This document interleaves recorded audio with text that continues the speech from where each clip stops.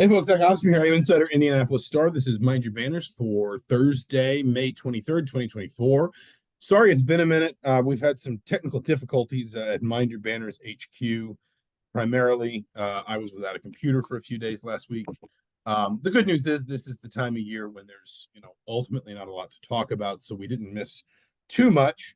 But we want to get back on the horse here, so to speak, as we kind of roll into the summer and Indiana's fall sports plus its basketball programs are probably just a couple weeks away from getting most, if not all, of their rosters together for summer workouts. With me, as always, is Mike Niziolek from the Bloomington Herald-Times. Mike, how we doing? Good. How are you doing, man? I'm, better than most. To quote John Favreau, better than most. We're going to talk today primarily about something that I think we talked about conceptually or theoretically before it all kind of played out. But it was the spring portal window for football specifically. And, you and we talked about it on this podcast. We wrote about it in different ways. I know it came up in conversations for me with people, how important it was going to be for Indiana to plug a couple of pretty glaring holes with the spring portal window that was always expected to be a little bit busier than what is normally the case because guys can transfer multiple times now without penalty. In total, Indiana signed what was it, 6 players?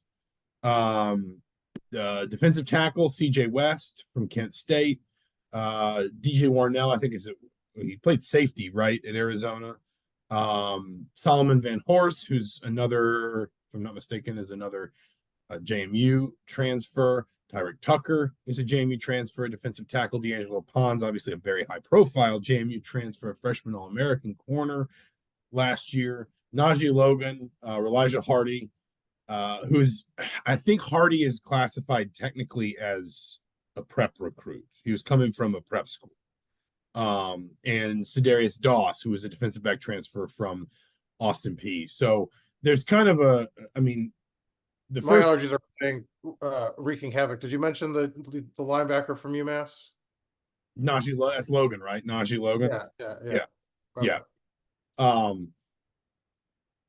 Everybody on defense, again, Hardy a little bit different because I think technically he was going to like a service academy prep school. For people who don't know, if you want to go to a service academy and you don't have a background at all in reserve officer training, or obviously you haven't been to some sort of prep school in high school, you often have to go through at least one prep year to go to a service academy. I think it's as much as anything basically just to say like, hey, this is what life will be like. If you will get up at 5 a.m. every day, you will have this level of discipline in your life.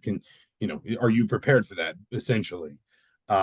Indiana had a defensive tackle named Nate Hoff who actually traveled basically the same path. He signed with Navy, did a year at a prep school, and then wound up coming to Indiana instead about 10 years ago. So I think Hardy is technically going to be classified as a prep recruit, and he'll be a freshman next year. Everyone else is a transfer. All of these players on defense. Solomon's on offense. Oh, that's right. Van Horst is a slot receiver and I think primarily a returner. I think that's kind specialist. Yeah. But I mean, okay, so all but one of these on defense, and what, 1, 2, 3. This is on air admin. 4, 5. You're just counting? Either in the secondary or along the defensive line, where we talked about those were the two places that Indiana just badly needed, if nothing else, some quality depth. Yeah, I mean, look, I think you slot them all basically. I mean, what, 5 of the 7 into the 2 deep. Tyrick will be kind of the backup defensive line. CJ West is obviously, I think, your starter alongside Carpenter. That's a pretty dynamic kind of pairing at defensive tackle, and like infinitely better than what you had. No offense to anybody on the roster, but I mean, CJ West, consistent production over the last couple of years, and one of the more highly sought after defensive tackles in the portal. Pons, I think, is your starting corner. Obviously Kobe Minor left. And then on the other side, I mean, you kind of got a trio of guys kind of working, but I think probably it'll be Jamari Sharp. And then, that's a pretty elevated group than what you had before on defense. It is, I mean, it is in particular those were the two spots. I mean, especially in modern defenses, you can kind of get away with fewer linebackers, and obviously Logan gives you kind of some immediate depth there. He was a really productive player for UMass last season. But at any given time, you might only have two on the field, and Yeah, and that pairing is going to be Fisher and Walker, who start. and then you've got some interesting guys behind them, and now maybe Logan comes in, and again and obviously they lost a transfer, right, in Jaden McDonald, who came in and then left again. I don't know what your favorite part of the Jaden McDonald era at Indiana was, but the you can get away with a little bit less depth there, and Indiana does have some interesting younger players that maybe you'd kind of rather not block some pathways to back up snaps and see what someone like an Isaiah Jones or a Caden Turner might have about him. But you just looked at, especially with one or two of the post-spring departures, Kobe Minor being the big one, you just felt like, man, Indiana needs, if nothing else, depth here. And I think the point you make kind of at the top there of what you were saying, 5 of these 7 go pretty much straight into the 2 deep. At least 5 of these 7 go pretty much straight into the 2 deep. And it would be awfully surprising at minimum to not see West and Pons. And I'm not trying to, not talk about I'm not trying to focus only on the defensive transfers, but it would be surprising if West and Pons aren't starters, barring Yeah, I mean that would be kind of an upset. issue. Yeah, I don't think that they. I don't think they were. I mean, look, both. Pons was really dynamic last year. Obviously, as a freshman, I think he earned All-American honors. And you don't recruit him and convince him to come here against the competition that he faced, that they faced on the recruiting trail. By I know Cignetti doesn't promise anything, but he would. They wouldn't have landed him if he wasn't expected to start. It's just not. Yeah. Well, West in particular, obviously Pons comes with a certain profile, both because of his connections to the current defense and also, he was incredibly productive last season. He was, if you actually looked at like when we're all kind of sorting through Jamie's roster last winter, trying to figure out who might Indiana try to get into or out of the portal here, Pons was actually one of the few like really productive defensive players, Jamie, you had that didn't go into the portal last winter for whatever reason. But he went in after spring, and Indiana, winds up landing him. West was, according to some recruiting services, one of the most sort of intriguing and pursued defensive tackle prospects in the spring portal cycle, and I was a clear target for Indiana. He's a really big. I mean, I think it's probably fair to call him kind of like a truer nose, if you want to say, or one technique. Yeah, he's a big man. Yeah. All that stuff is kind of been, we found a lot of different ways to say the same thing about defensive fronts anymore. But like you said, him and Carpenter, you'd be surprised if that's not I mean, maybe you could mix someone like Marcus Burris in there too. And listen, the other part of this is like, we can say who starts, but the third guy on the defensive tackle rotation will play probably almost as many snaps. Just that's the nature of that position. But you needed, I think, that centerpiece player along that defensive line that's just going to take up a lot of space, cause a lot of trouble on the inside, and if nothing else, just open up opportunities. I was surprised at the number of sort of different blitz packages Indiana threw on the field and therefore on film at its spring game. But that tells me that Indiana's defense is probably going to blitz more this season. Productive defensive tackles are a big part of effective blitz structure because they're the ones that occupy the offensive linemen you're trying to slide your blitzers in behind. So West is, there's a world where he's the most important transfer in Indiana. I mean, even frankly, maybe other than like a Curtis Rourke, there's a world where West winds up being as important as any transfer on this roster this fall. Whoa, I don't know about that. I mean, I think Rourke's pretty high up there. I said other than Rourke. The linebackers, there's a few. But no, because I mean he'll play less snaps. But I mean, you were running out of. I mean, they had no experience at the position essentially. Besides Carpenter, and Burris, and so you needed multiple guys too. Let's not forget. I mean, Tucker provides nice depth. They they're still thin because I mean they really can't go three deep with experience. So I mean you're relying on four guys, and so you got to kind of stay healthy at that position. But they did what they had to do. Certainly there, and then certainly in the secondary that they talked about adding a safety, that somebody that guy could kind of shift around because they do have that rover spot. And then at corner, you obviously needed somebody once Minor left, because you were already a little thin there too. So, I mean, they filled the gaps they had on defense, and we talked about kind of how coming out of spring, that was kind of like the glaring uh, problem with this team and the way the roster was constructed is that the defense didn't have any depth, and I think they took a big step towards addressing that. I mean, still They're got still to gonna stay need luck. healthy. Yeah, Still got yeah, to stay healthy. yeah. They aren't. I mean, they are one or two badly timed injuries away from a lot of these problems just kind of rearing their heads again. And I think it's Absolutely. I also think it's again going back to sort of the balance you're trying to strike sometimes between filling holes with experienced players with transfers. We've heard a lot about Indiana's NIL structure becoming more robust, kind of since Cignetti got to Bloomington. But I also think that the other part of this is you've got to have a plan for developing some of the young players you already have, because that's what solves the depth problem.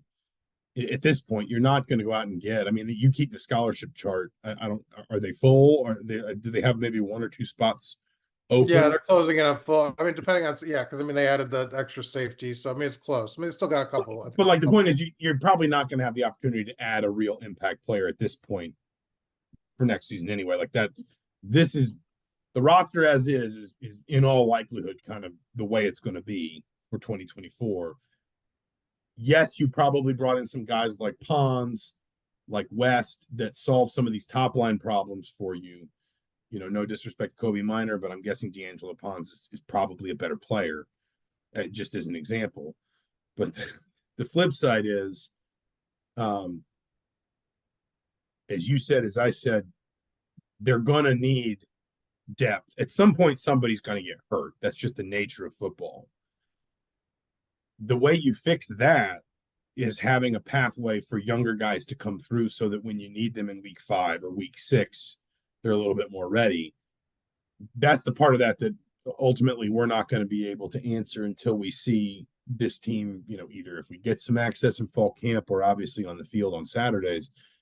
But that's kind of the last step in this really is, it does feel a little bit more so than on offense where, you do have some pieces back. McCulley's back. You've got 2 or 3 offensive linemen back. You've got some, at minimum, like your backup quarterback, a couple of your backup receivers are going to be guys that are back from last year that you feel like there's at least been some continuity on defense. I mean, there's a world where they're starting, 9 or 10 new players, Well, right? I think it's essentially it comes down to will Linnell Carr starts and will Sanguinetti is the other one, right? Jamari Sharp, I mean, played like 500 snaps, or That's not, true. maybe not that many, but he played snaps. So, I mean, it's like, yeah, I mean, you're 10, 11, Jacob Magnum Farrar could start, but he'd be at a new position. So, I mean, it's like really 10 out of 11 new starters. So, I mean, it's going to be hard to have depth in that scenario anyway. I mean, they're going to rely on the transfer portal. I mean, they signed mostly guys with no eligibility left. So, I mean, it's going to be a similar cycle, I think, next year where you're getting this many transfers, maybe not quite as many, but I mean, 20 probably, I would think, before you can start relying on high school signees to sort of power the program. And I feel like Cignetti's talked about what, like his ideal formula is like 15 to 20 prep recruits and 12 to 15 transfers, I think is what he said. I don't know if He's you put it up. Maybe he did that when you guys talked. I don't think he's publicly put a I number thought on. he said that like around the end He of just said spring, that you need to, but in order to build a program, you can't not bring in high school kids. Like you can't build, yeah. you can't sustain success without it. Obviously but you can't ignore the transfer portal. But right now, they just have so many. I mean, it's such a top heavy. Let me see how many what seniors 31 seniors and plus a couple more that they just added, it's like around 35. I mean, you're going to just have to keep. I mean, can't expect 20 freshmen to come in and play next year. No, it did seem like I feel like he used hard numbers and it tilted slightly toward prep recruits, but his point was basically you need to have some developmental pieces in your program always, but you also need to be prepared to plug holes with transfers. And I mean, Indiana's had to do that a little bit more than the average this year. That's kind of the nature of a coaching change and what you'd expect there. And listen, the other part of this Well, is because Tom Allen too, I mean, you got to think about it. It's not just like the last 2 years too. Before Cignetti got here, I mean, Tom Allen used the portal more than anybody those 2 years combined. I yeah. think with the exception of Colorado. And you're not like, I mean, I'm not trying to pick on anybody, but when you win 9 games in 3 seasons, it's not like you're expecting the roster to already be stocked with players Look, that are just ready for absolute sort of breakout seasons. So but I'm just saying the imbalances were created going back before Cignetti. So I mean, you've got all these. I mean, mostly you're relying on transfers this last 4 years, 3 years, and so it takes time. Yeah, I mean, I know now it's uncapped in terms of how many players you could sign, but it's hard to sort of, you reach sort of high school players aren't going to come when there's 6 guys at the position or something like that. So you can only move so quickly in high school to sort of get enough quality talent. what are your overall impressions? I mean, sorry, this is like an incredibly like loaded question for a team that brought in, I think, 46 new players, and obviously a big chunk of those are transfers. But in the portal in particular, because as you talked about, Indiana was already a pretty portal skewed roster and lost a lot, was going to have to go kind of hard portal this year. Just like, what are your impressions basically of the way Indiana's used the portal, especially given, in fairness to the staff, the extent to which it did feel like they were efficient and effective in trying to deal with the obvious issues that they came out of spring practice with roster wise and who they signed in the spring window. Well, I mean, Cignetti said what he was going to, I mean, like some coaches will talk a game and do something different. I mean, Cignetti said he was looking for guys. He was going to prioritize guys that had multiple years of experience and work on film as opposed to highly rated, recruited guys that were backups at say like Alabama, just throughout schools like Alabama or Georgia, and sort of build the way that build the team that way. And that's what he did. I mean, almost all of these guys, I mean, just have, 20 to 30 appearances, 2 years starting experience, from Curtis Rourke on down. And so, I mean, they did that. I think they relied on, cause JMU, he's coming from, non-power 5 or power 4 school. I mean, you're relying on a lot of guys to make a jump. And I think that is,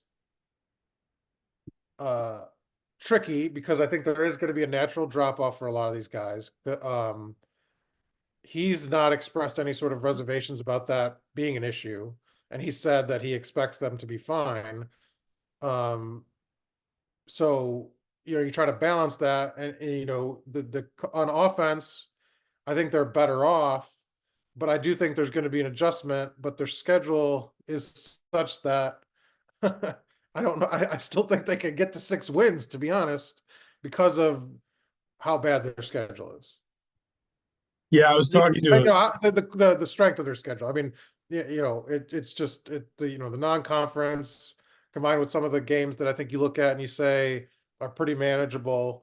That even if there's a dip with some of those JMU guys, by the end of the year, they could still score some points against some people. Yeah, I was talking to a buddy who covers Nebraska for I forget which of this recruiting service. I think it's on 3. I hope it is, because sorry, Robin, if I got it wrong. But he was just kind of polling me for some thoughts on Indiana heading into the next season, and I just kind of kept circling back to like this schedule is about as favorable as one can probably line up for Indiana. It's FIU to open, then Western Illinois, at UCLA, Charlotte, Maryland, at Northwestern, but that's Is that still at a soccer stadium? Because it was supposed to be at a No, I think soccer it's at stadium. I think it's at a practice field that they're going to set up a couple of stands. It's going to be like a kids soccer game, I'd imagine. I think we bring our It's going to own. look like a game from like the 1920s. Do we bring snacks for the players? It's going to look like the film of like old games that like Newt Rockney played in. Yeah, I don't Where know what we're the all rules. just like standing on the side. You should wear a slouch cap and like an ascot. No, I Uh, gotta wear like a suit. yeah, and put the little press, wear a fedora with the press card, and go around just While we're sort of sitting, writing things in a. while we're sitting in the with the wet wind and the water from Lake Michigan hitting our You were faces. actually required to file by typewriter from that game. But then it's Nebraska at home, Washington at home, Michigan State away, Michigan at home, Ohio State away, Purdue at home. You have to respect that I have the whole schedule memorized, but I really did. I mean, they could be in for a real shock when they face Ohio State. I mean, things could go really poorly. Well, but they could also be like 7-3 by that point. Like that's what I'm saying. Like they they could could rock be up like to Ohio State and just be like, just don't get hurt. Like we're fine. they could be riding high and feel like this is a real team. Oh no, Yeah, but like again, the flip side is they could get there and be like, yeah, but we don't need it doesn't matter, right? we Yeah, don't no, need this. I mean, like that was, they when in 19 they had a season sort of like that where the games just fell in a nice order. They got 2 or 3 games to tune up, then they got creamed by Ohio State at home. But then they had it was the first time in like 5 years or something, they had a 4-game stretch of Big Ten games that didn't include any of the old Big Four in the East. And it was like at Maryland, they won that game by 6. They came home and pulverized Rutgers. Rutgers was terrible that year. They went and won a 1-touchdown game, really good game actually, at Nebraska. And then they beat a bad Northwestern team on like one of the coldest nights of football I've ever. I think it was like 10 degrees, which was weird because it was the very beginning of November, and it was funny because it was the sort of thing that would only happen to IU football. Like they had this rousing win. They were like 6-2. They'd just beaten Nebraska at Nebraska. It was personal because like Nebraska fans were booing Thomas Allen while he was down because they thought he was faking an injury when in actuality he had what a basically turned out to be a career-ending hip injury. Like, and Scott Frost had talked a bunch of, forgive my language, shit about Indiana at different times, including like in a room with all of the Big Ten coaches and ADs at a spring meeting. And Indiana just felt so vindicated. And it was like, and now it's Northwestern at home. And Northwestern was so bad that year. Indiana's going to cruise. This is like the most momentum Indiana's had in forever. And it's like, and you're going to play a night game and it's going to be dangerously cold. So no one's going to come. It was just like, it was the sort of game that should have been like noon, first Saturday in November. It's 55 degrees. It's breezy. It's the perfect like mid-fall day in the Midwest, and the leaves are turning, whatever. It's like, no, it'll be dark, it'll be cold, and no one will come. But like that's kind of what happened that season. And then the next week they played Michigan, and Indiana fans were all excited about it. Michigan was just much better along both lines. Michigan won that game, I think, 35-16. And everybody was kind of angry about it for a minute, and then everyone was just like, well, okay, but we're 7-4, and if we beat Purdue next week, then this is basically the best season Indiana's had in 30 years. So who cares? Like that's essentially what it boiled down to. And that's where I think this season can kind of go. It really does feel like this team is going to be defined at this point by essentially how quickly its offense can coalesce, because you got a whole bunch of other teams here. UCLA's got a new head coach. Washington's got a new head coach. Michigan State's got a new head coach. Michigan, of course, has a new head coach. That's kind of a different challenge. Who knows what Maryland's going to look like in the post-Tagovailoa sort of era. I mean, he was so central to all the success they've had the last 2 or 3 years. If Indiana can just get to a place where it's scoring a lot of points, then I think it's going to wind up facing a lot of teams that might just struggle to stay with it, and yeah, I mean, like if they, and Curt Cignetti hasn't really missed. So, I mean, it's hard to think that he would miss with Curtis Rourke. But I mean, if Curtis Rourke was like a bust, that changes everything, right? Like, right, I mean, of course. or Or if, again, or he gets injured. Yeah. one or two bad injuries, and that's a problem too. I But do think, listen, even if some of it is just kind of confidence building, I do think that spring game for Taven Jackson is important. If for no other reason than for him to just go out and see himself play well in the new offense. And you can just, that's something where if Rourke does go down in a key moment early in the season, you can turn to Taven Jackson and just say, like, remember what you did in the spring game. well, and retaining and the staff retaining somebody with a little bit of experience and a guy Yeah. that, that was important as well. Because it's hard to do now. I mean, just these quarterback rooms are so they turn over almost yearly. So I mean, that was a big thing. But yeah, I mean, it seems like if they stay healthy, 6 wins is 7 wins is probably where this team should be, just based on kind of what the talent level they brought in and kind of the schedule they have, which I think would be a good first step for this coaching staff. I mean, I guess the minimum does so if he has to finish with a winning record, right? Because he said he's going to have to keep his streak going. So like Yeah. that's the minimum, right? Like I mean, seven is in the modern era, Indiana's never had a coach do that. Certainly, at least since the 50s, as Indiana had a coach come in and post a winning record in its first season. So and I mean the ideal would be to have the winning record and the bowl streak right away.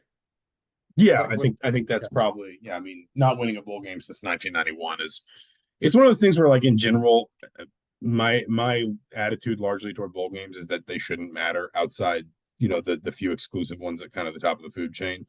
But if you haven't won one since 1991, like, yeah, it's that's the sort I don't of, want to be like one of those teams that has those terrible like they haven't had a first round pick in however long, and like Northwestern hadn't made the NCAA tournament, like its right. modern form. Yeah, because that stuff starts to self perpetuate. Like you almost, like, it would almost be better for you to just draw some middling MAC team in the Little Caesars Bowl, Detroit, and just pulverize them and just Las say, Vegas Bowl, Las Vegas Bowl. no, you need to embrace this fan base. Who are we playing in the Las Vegas Bowl? We Well, as in me and you. does the Pac-12 still exist? I thought it was That's a Pac-12. Pac-12. That's a Pac-12. Indiana just wins by default.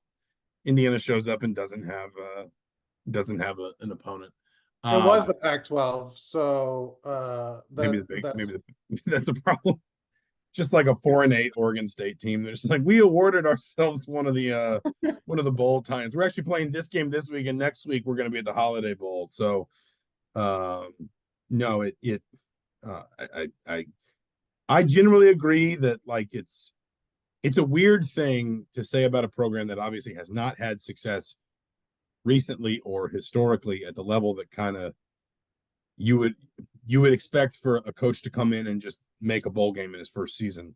But it does feel like that's very much on the table. The schedule's a big part of that. I do think, in fairness to the staff, I think their work in the portal is a big part of that. But I mean, in general, yeah, it does just feel like that.